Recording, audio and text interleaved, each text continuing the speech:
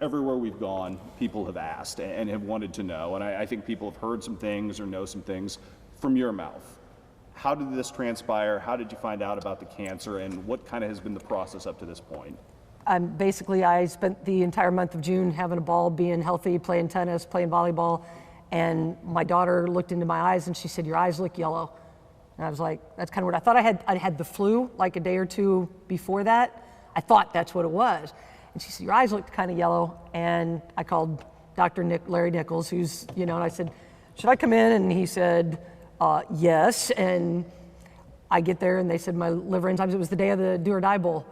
And that's why I was kind of being standoffish to people a little, because I didn't know, what I had going at that day. And he said, "Your liver enzymes are up. We need to do some stuff." And, on Monday, then after that weekend, I went from ultrasound to CT scan to surgical consult in about 6 hours. And so, it's bad, when they're rushing you through. And they said that, they found spots on my pancreas, they found spots on my liver. And then Tuesday was my 50th birthday party that everybody had already planned, and Barnes got me in on Wednesday, which they were full right there before the 4th of July. And the doctors up here were great. They said, not an option. She's got to be in. They put a stent in my pancreas on Wednesday. I came out of surgery. They said it was cancer. It was, anything pancreatic is stage 4.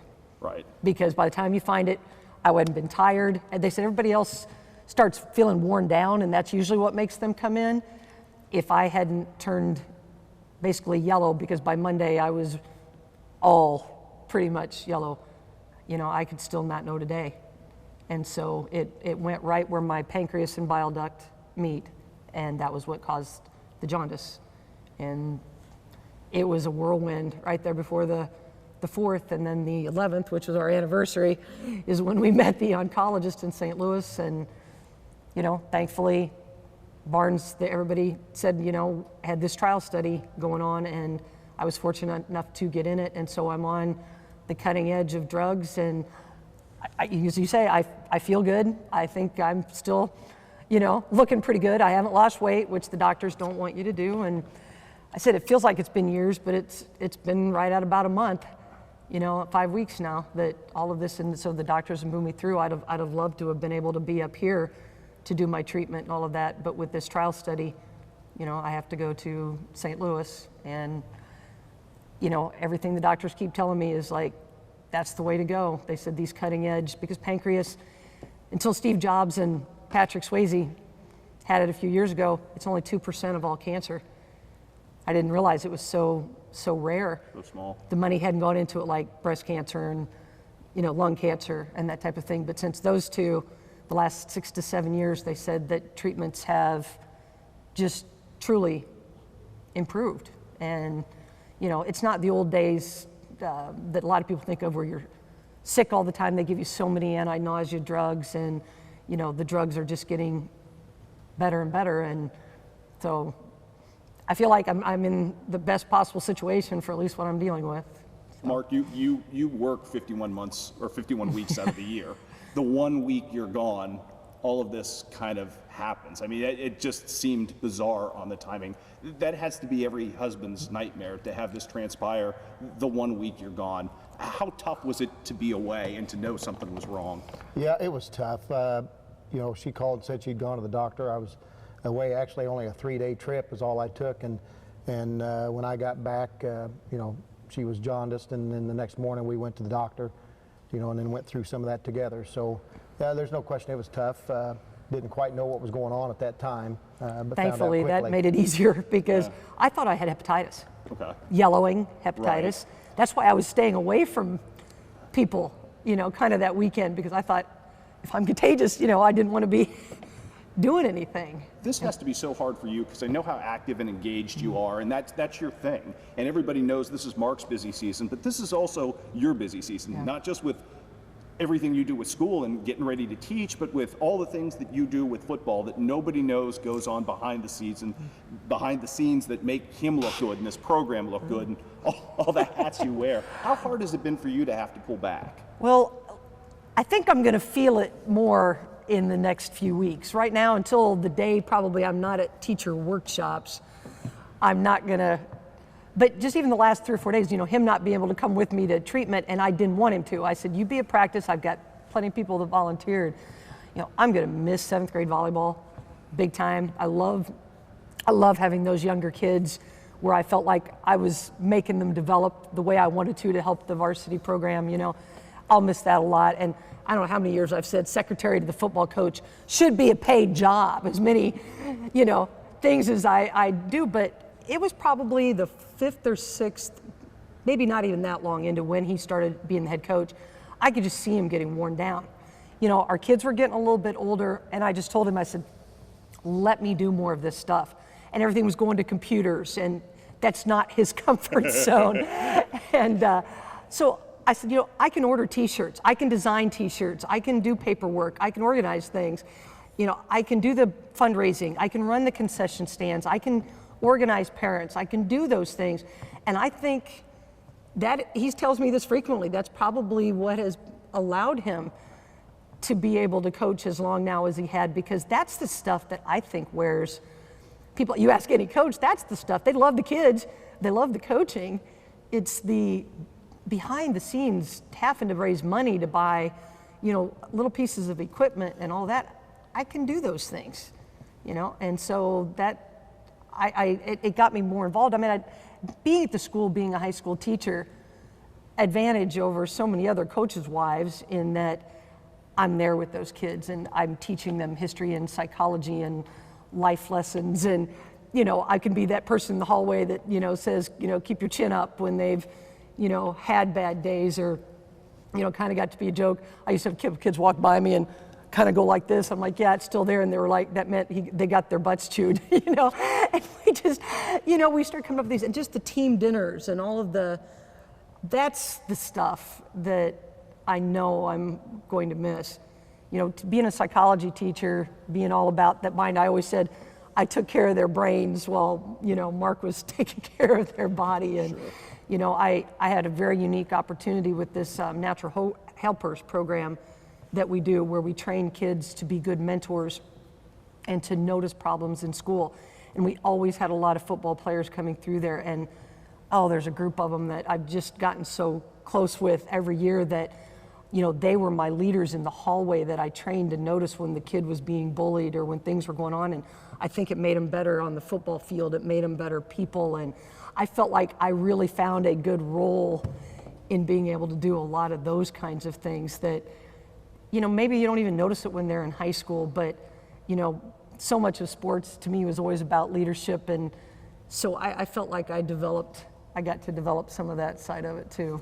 His kids are on the field are your kids. I mean, and they are every year, and you go through that. I mean, people don't understand how close that is. And to see the kids with the Mohawks now, to see the solidarity with which they have, and to hear them talk about you, that has to feel like that sacrifice is completely gratified and made whole.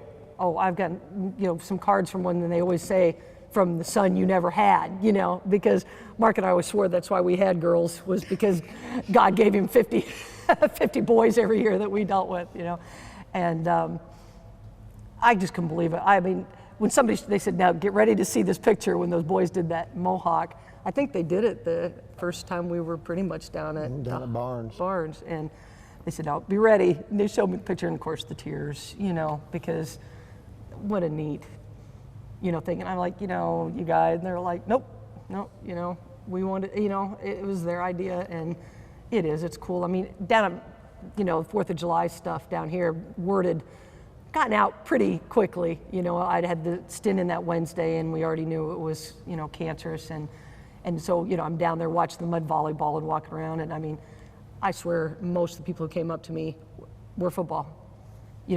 Some connection. It started kind of hitting me that it was either the parent or the kids, and they were all just in as much shock, I guess, as I was, because I said so many of them just do keep in touch and have added me on Facebook the minute they graduate, because they leave me little notes all the time, after they hit those maturity levels of, we realize now so many of the little things that you did that they didn't understand, even a lot of them, when they're in high school, because I just didn't think about it, I guess, if something needed to be done, or if somebody needed a pair of shoes, we just went and took care of it, you know, and, you know, like I said, tried to be that resource in the background of, you know, you're good, enjoy this process, you know, you don't have to be the star, whatever it is that I needed to tell each kid, you know, and there's so many special moments that, yes, they're football related, but they weren't always at games, you know, that Right. I've just been relaying in my head since Mark said you wanted to do this a few days ago. You know, I've just been going through all these in my head thinking, that was pretty cool. That was pretty neat. Love that kid. Love this kid. You know, it's funny. I can think of almost every event in our life by which class of football kids we're going through. Yeah, we always judge them by, you know, well, that was a 2005 football season. They graduated 2006. You know, it's Yeah. it's always on what football season took place. Yeah. Football is your classroom. I mean, it basically is. And you've gone through a lot of tough losses, and you've had to look kids in the face and explain to them about adversity. I mean, they're seeing this now in human adversity, and they're seeing Marianne's fight. I mean, that's a lesson, and that's something that, not to be cliche, but football draws on you having to soldier forth. And that's who you guys are. You're a football family. Not only you guys, but the entire Hannibal family. And to see them rally, Mark, has to be gratifying for you as well. It is, and you know, it's through the kids and the coaches, the parents, the community, the administration, the faculty. You know, we have a great place to be. I've always said this is a great place to coach football. It's a great place to teach and live. You know, we raised our two girls here. Our two girls were raised around the football atmosphere. They were athletes of their own in volleyball and track, but they were always also involved in the football and what we had going on. So, you know, everything we've done been based over it for a long time now. They said they didn't realize that, you know, everybody didn't work the concession stand when they were in 6th grade, you know, and that type of stuff, because it was funny when they were going into about middle school age. Kelsey came home one day and she said, "You can't be coaching football when I'm in high school because all the boys ignore me. They're like scared to death of you," you know? And I said, when someone decides they are that interested, they will get over it. He's not that scary. But I also told them, I said, everybody knows us. You'll never get away with anything. It's a beautiful thing, isn't It it? is. It is. I said, so keep that in mind. You know? So going forward, as we go forward here, what's the next step for you medically? Is it just trying to keep this process on the straight and narrow? And it seems like, I mean, it seems like it's off to a really good start for as scary as that prognosis was, and I think everybody kind of gasped when we all officially learned it. And Mark can attest to that on the phone when he told me. I mean, you basically, it's an involuntary gasp. What's the process now that things seem to be going in a very positive direction? It really, the last 3 days, my head is in a really good place. I have had so many prayers come from all over the country, and I truly believe, you know, God put us in this community and we stayed here, even though we came here temporarily 27 years ago. And the support we have received, I just really mentally am good, got great reports from the doctors. The way my system will work is 3 weeks of chemo and then a 4th week of testing, 3 weeks of chemo and a 4th week of testing. So I have 5 more weeks till I get the body scan and find out if it's doing everything that it's supposed to. So right now, I need everybody to look at the 5-week mark from today, basically, and hope that it's shrinking everything the way it's supposed to. I mean, if, you know, totally honest, there is no cure for pancreatic cancer at this point. But in about 2 to 3 years, they're seeing some stuff coming down the road. So she said right now, 3 years is what our goal is, because, you know, pancreatic is usually about a 6-month if you don't do anything. That's about how long you're gonna have. So she said with the drugs, if they're doing everything we think they are, you know, we'll get you to that 3-year mark, and then there'll be more stuff down the road. But you hear stories all the time. People are told they have a year, 6 years, and 7 years later, they're still here. And I said, I'm stubborn enough that I'll keep fighting it. You know, your outlook has always been, though, it's so incredibly positive in everything that you do. I mean, obviously that's life-altering news to hear somebody say that the clock is a little different than you thought it did. Yeah. Does that change your vision of who you are and how you live your life going forward? Well, I did retire. I'm officially retired as of August 1st, and that wasn't how you plan Sure. those things. I planned on teaching for 3 more years. And so now I look at 3 years and I'm thinking, that not having stress is good. He said right away, I want to retire. I said, let's not go there.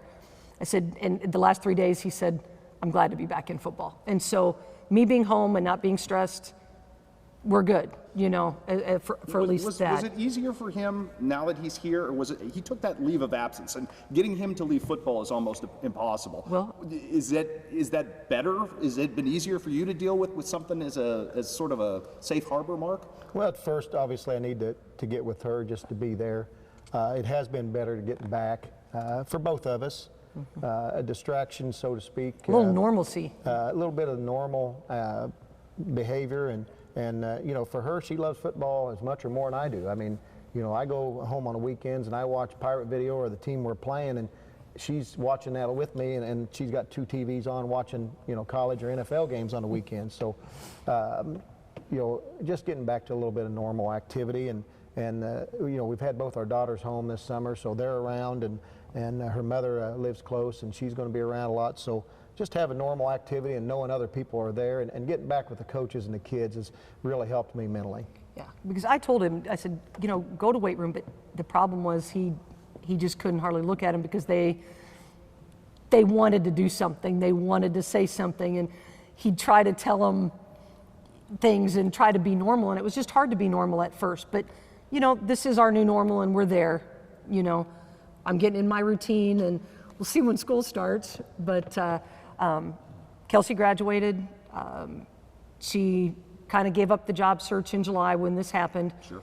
And now she's just put in her sub work, and she can be there for me. So hopefully he can be more relaxed, knowing that we have somebody that's basically got a medical, some medical background home with me, and can take me to treatments and all of that, so that hopefully he can stay as focused as possible. But I said, we know in 5 weeks that we'll know a lot more, and they consider this a 16-week treatment program. But every 4 weeks they reevaluate, and if it's not doing what they want it to do, we completely change adjustments. course. They're going to make the adjustments they need to, and we'll see how they go. Yeah. But I'm glad my treatment's changed to Monday.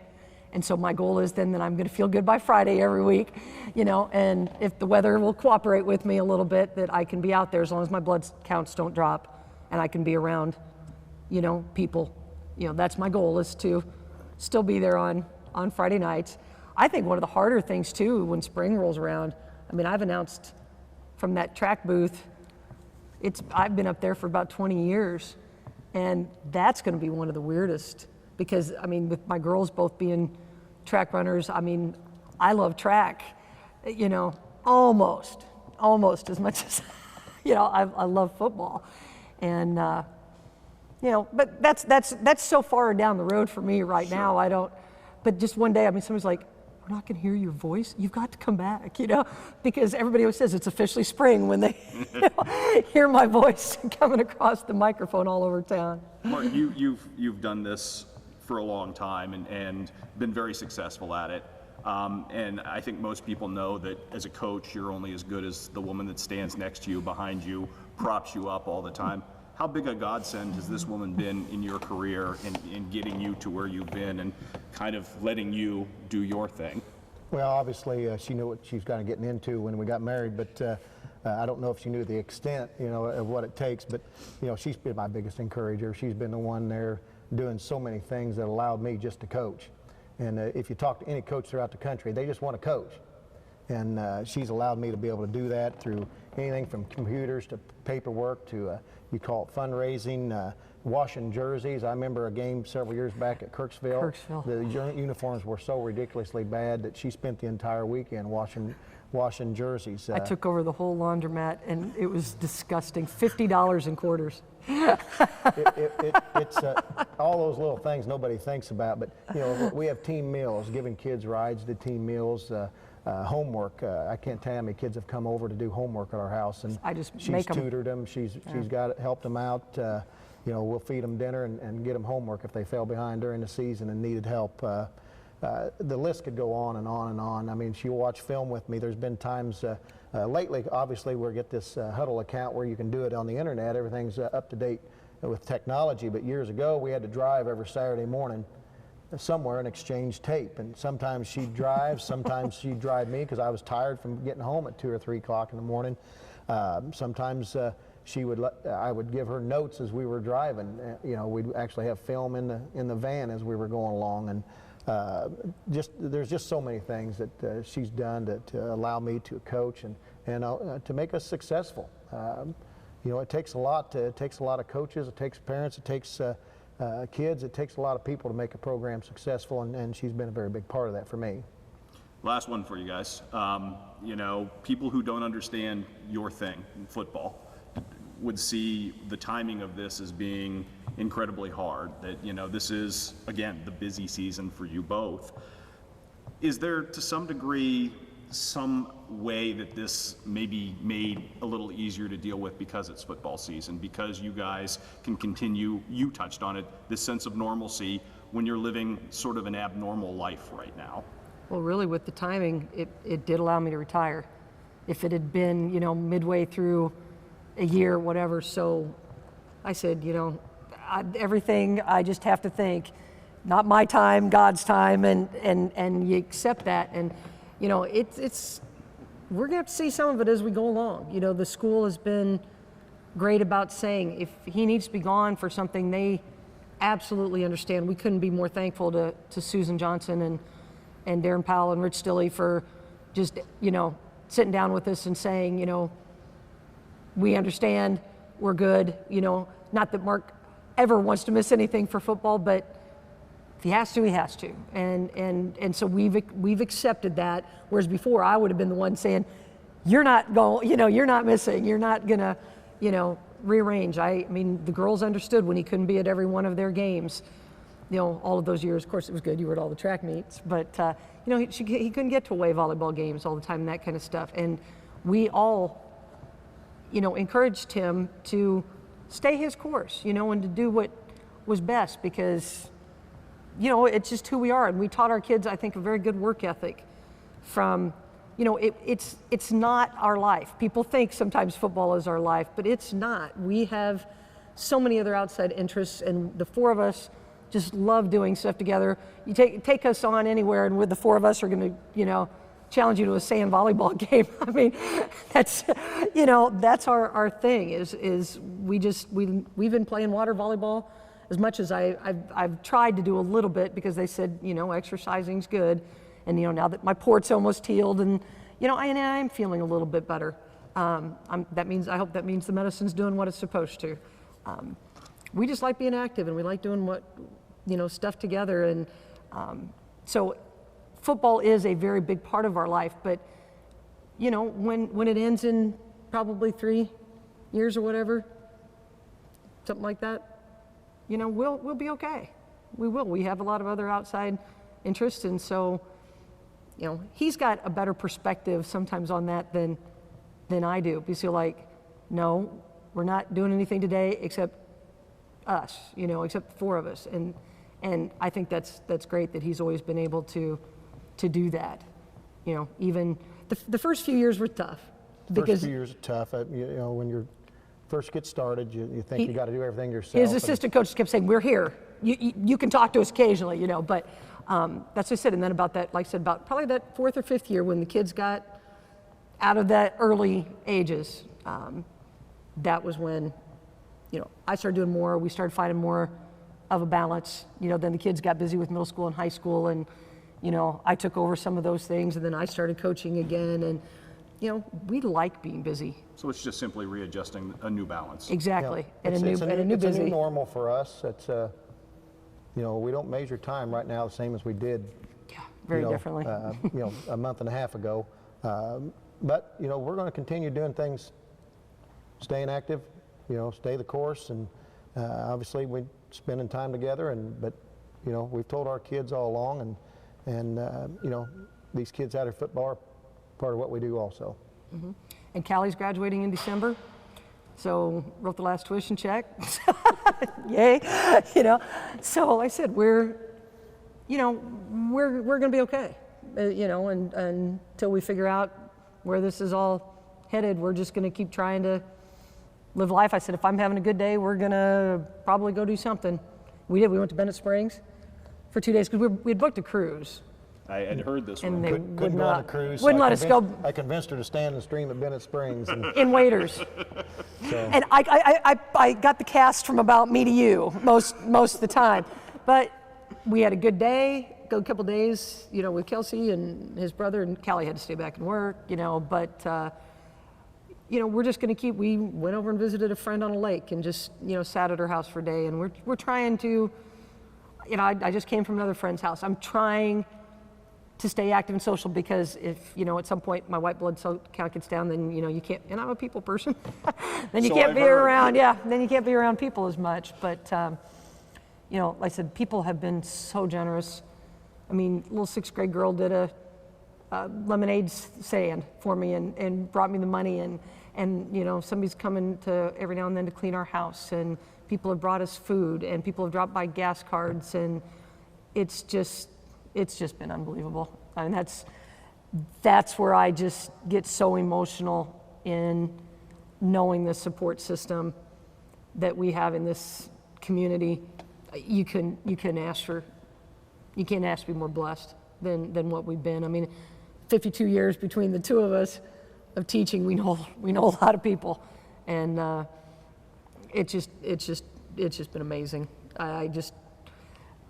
I had my little tear up about once a day just because somebody sends me some message or some random thing shows up on our doorstep. I mean, whether it's flowers or it's cards in the mail, I don't even know how to describe, you know, it's like you said, just people just asking all the time. We got text messages from I don't know how many coaches around the state, and the track coaches especially, because they all know me from track, you know, on a more personal level even, and they just break down on the phone with him because they can't hardly stand thinking about it, and it's hard, but like I said, we're doing good.